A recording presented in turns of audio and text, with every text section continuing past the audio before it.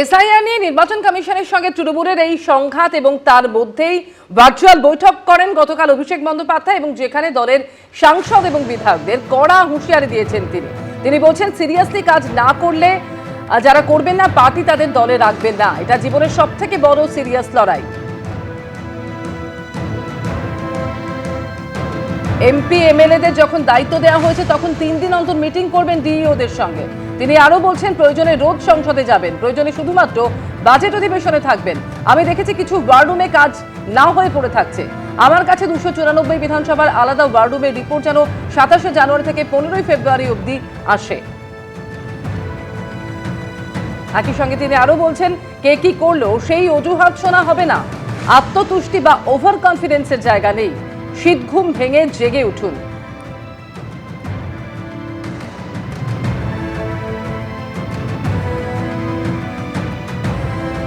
আর অভিষেক বন্দ্যোপাধ্যায়ের এই বার্তা নিয়ে বিজেপি নেত্রী লকেট চট্টোপাধ্যায় কি বলেছেন শুনুন। নির্বাচন কমিশন সারা দেশে যা কাজ করছে বাংলাতে একই কাজ করছে। কোনো নজরদারির কিচ্ছু দরকার নেই। যতই তারা ভাবুক যে এসআইআর কে ফাঁকি দেবে, এসআইআর বাংলায় হবেই এবং যাদের যাদের নাম বাদ যাওয়ার কথা আছে তাদের নাম বাদ যাবে। অন্যদিকে বর্ধমান থেকে চাকুলিয়া সুপ্রিম কোর্টের নির্দেশের পরেও এসআইআর শুনানিতে হয়রানি হেনস্থার অভিযোগে একাধিক জায়গায় চলল বিক্ষোভ, পথ অবরোধ। জলপাইগুড়িতে বিডিও অফিস ঘেরাও তৃণমূলের। এদিকে পশ্চিমবঙ্গে অযথা তাড়াহুড়ো করে এসআইআর করা হচ্ছে বলে মন্তব্য করেছেন অমর্ত্য সেন।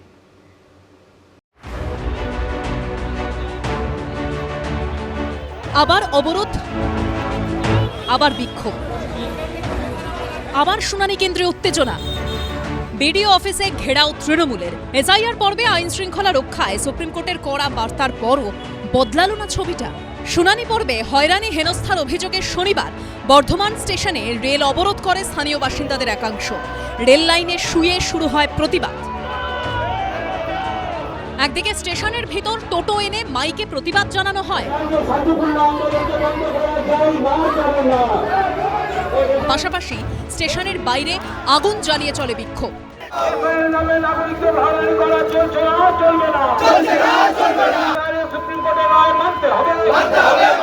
কেন্দ্র সরকার আর নির্বাচন কমিশন বিরুদ্ধে আমরা আজকে অবরোধ করলাম। কি কাগজ ওরা চাই সবই আমরা দিচ্ছি, তাও একবার নোটিশ হেয়ারিং করার পর দ্বিতীয়বার আবার করছে।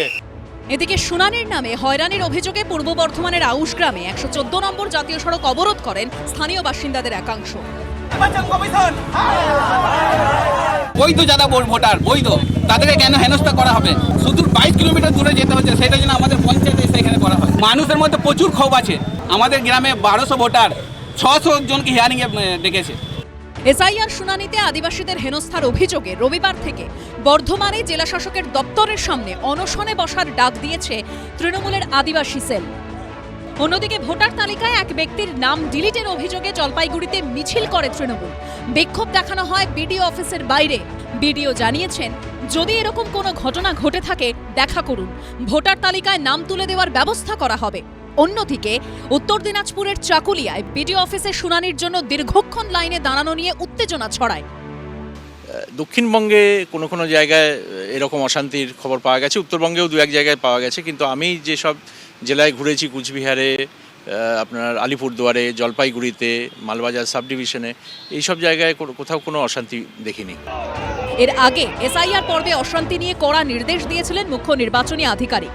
সুপ্রিম কোর্টের নির্দেশ কার্যকর করতে রাজ্যের সমস্ত জেলা নির্বাচনী আধিকারিককে স্পষ্টভাবে জানিয়ে দেওয়া হয়, কোনো বিশৃঙ্খলা, হিংসা বা সরকারি কর্মীদের ওপর হামলা হলে সঙ্গে সঙ্গে এফআইআর করতে হবে।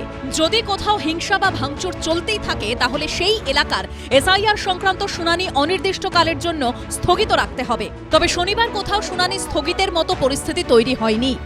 অল্প সময়ে বিজেপির নির্দেশে হঠকারীভাবে অপরিকল্পিতভাবে এসআইআর প্রসেস করতে গেছে। তারা কোনো প্রথম থেকে কোনো একটা নির্দিষ্ট নিয়ম কানুন রাখেনি। বিজেপির কখন কিসে সুবিধা হচ্ছে সেই অনুযায়ী মুখে ফতোয়া দিয়ে, হোয়াটসঅ্যাপে সার্কুলার দিয়ে বিএলওদের ঘাড়ে চাপাচ্ছেন বা বাকিদের ঘাড়ে চাপাচ্ছেন।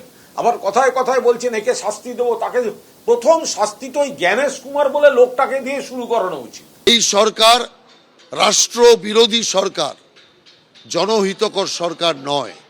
আর সেই কারণে সুকৌশলে বেলডাঙ্গা স্মৃতিকে ধামাচাপা দেওয়ার জন্যই এখন পূর্ব বর্ধমানে রেলে আগুন লাগানো, রেল লাইন অবরোধ করা ইত্যাদির কাজ শুরু করেছে।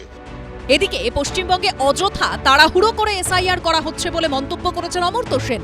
সংবাদ সংস্থা পিটিআই সূত্রে খবর, নোবেলজয়ী অর্থনীতিবিদ বলেছেন, ভোটাধিকার প্রাপ্ত ব্যক্তিদের যে আসন্ন বিধানসভা নির্বাচনে ভোট দেওয়ার অধিকার রয়েছে তা প্রমাণ করার জন্য নথি জোগাড় করার পর্যাপ্ত সময় পর্যন্ত নেই। এটি ভোটারদের জন্য তো বটেই, ভারতীয় গণতন্ত্রের প্রতিও অন্যায়। অমর্ত্য সেনের কথায়, এ ধরনের গুরুত্বপূর্ণ একটি কাজ অবশ্যই যত্ন সহকারে এবং পর্যাপ্ত সময় নিয়ে পরিচালনা করা উচিত। অথচ পশ্চিমবঙ্গে এসআইআর এর ক্ষেত্রে সেই রকম পরিস্থিতি নেই। সূত্রের দাবি, অমর্ত্য সেনের মন্তব্য প্রসঙ্গে নির্বাচন কমিশনের বক্তব্য, পৃথিবীর যে কোনো কর্মকাণ্ডে কোনো না কোনো ত্রুটি থাকবে। এত মানুষকে নিয়ে যেভাবে কাজ হয়েছে তাতে কিছু ভুল ত্রুটি থাকবেই। এখন অনেকেই সমালোচনা করছেন। কমল কৃষ্ণ দে, রাজা চট্টোপাধ্যায় ও সুদীপ চক্রবর্তীর রিপোর্ট, এবিপি আনন্দ। এবিপি আনন্দ, এগিয়ে থাকে, এগিয়ে রাখে।